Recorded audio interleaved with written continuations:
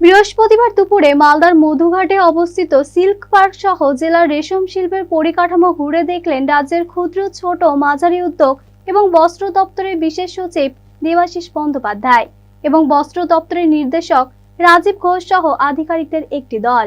পাশাপাশি ওই আধিকারিকরা কালিয়াচকে গিয়ে সিল্কের সুতো উৎপাদনকারীদের সঙ্গে কথা বলেন। পরে জেলা শাসকের অফিসে একটি প্রশাসনিক বৈঠক করেন তারা।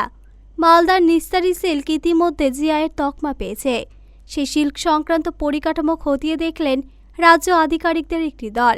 ওই দলের রেশম বিভাগের উপ অধিকর্তা সুপ্রতিম দাস, মালদা জেলা উপ অধিকর্তা সুরজিৎ চৌধুরী, কেন্দ্রীয় রেশম পর্ষদের পোস্ট কোকুন বিভাগের বিজ্ঞানী সুপর্ণা সাহা, মালদা জেলা শিল্প কেন্দ্রের জেনারেল ম্যানেজার মানবেন্দ্র মণ্ডল সহ একাধিক আধিকারিক ছিলেন। বৈঠকে ছিলেন মালদহ সিল্ক ইয়ার্ন প্রডিউসার অ্যাসোসিয়েশনের সভাপতি উজ্জ্বল সাহা। তিনি বলেন, রাজ্য সরকারের হস্তক্ষেপে মালদহের ঐতিহ্যবাহী রেশম শিল্প ফের পুনরুজ্জীবিত হতে শুরু করেছে। বৃহস্পতিবার রাজ্য স্তরের সরকারি আধিকারিকরা সিল্ক সংক্রান্ত পরিকাঠামো খতিয়ে দেখলেন।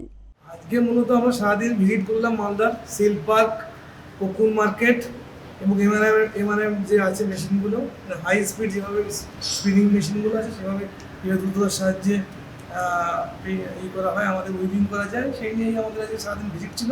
ভিজিটের পরে আজকে আমরা এখানে মিটিং করলাম।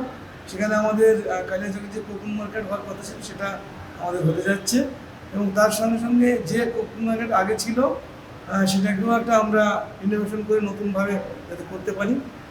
আবার আরও একটা সিদ্ধান্ত নেওয়া হয়েছে যে আমাদের যারা কোকুনের চাষি থাকবে তাদের থাকার জন্য আমরা দোতলায় যে কোকুন মার্কেটটা হচ্ছে সেখানে আমরা ব্যবস্থা করব। একটা সিল্কের টেস্টিং ল্যাবরেটরিও আমরা ওই কোকুন মার্কেটে করতে যাচ্ছি। আর এই বাদে আমাদের যেটা মেইন মূলত আজকে আমাদের সিদ্ধান্ত হলো, যে জিনিসটা আমরা এতদিন মালদাবাসীদের থেকে উপেক্ষিত হতো সেটা হচ্ছে আমাদের প্রিন্টিং।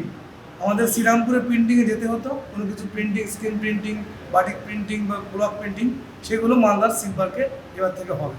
এই ডিসিশনটা মূলত আজকে আমাদের এখানে হয়েছে। অতি সম্প্রতি আমাদের মালদা জেলার নিস্তারি সিল্ক জিআই তকমা পেয়েছি আমরা, অত্যন্ত আনন্দের বিষয়।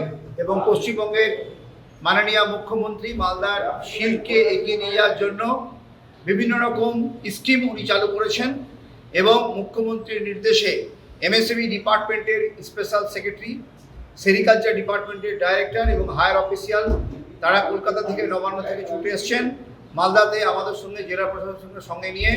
আজকে আমাদের জেলা প্রশাসনের ডিএম সাহেবের কনফারেন্স হলে আমাদের সকলকে নিয়ে আমাদের সিল্ক ইন্ডাস্ট্রি, সিল্ক চাষি, সিল্ক যারা প্রডিউসার প্রত্যেককে নিয়ে মিটিং করা হয়েছে।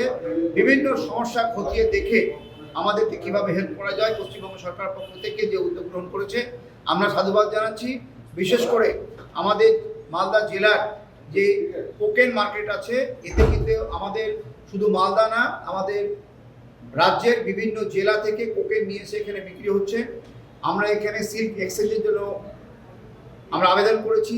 সেই সঙ্গে আমাদের যারা সিল্ক প্রডিউসার এবং সিল্ক যারা ইন্ডাস্ট্রির সঙ্গে যুক্ত তাদের আমরা ক্রেডিট কার্ডের জন্য দাবি করেছি। আমাদের এখানে কোকেন মার্কেটে আমাদের সিল্কের টেস্টিং করার জন্য, টেস্টিং করে সিল্কের ন্যায্য দাম ফিক্স করার জন্য আমরা আবেদন করেছি। বিভিন্ন দাবি দেওয়া আমরা রেখেছি এবং সরকারের পক্ষ থেকে আমাদের সমস্ত দাবি দেওয়াগুলো শুনেছেন এবং এগুলো নিরসনের জন্য আশ্বাস আমাদেরকে দিয়েছেন। আমরা আশাবাদী যে আমাদের সমস্যাগুলো সমাধান করে এই ঐতিহ্যবাহী আমাদের প্রাচীন ইতিহাস প্রসিদ্ধ মালদার সিল্কের যে অর্থনীতি আবার ফিরে পাবে, গরিমা ফিরে পাবে এবং আমাদের এমপ্লয়মেন্ট এই সিল্কের মাধ্যমে বৃদ্ধি পাবে বলে আমরা মনে করি। মালদা টুডে।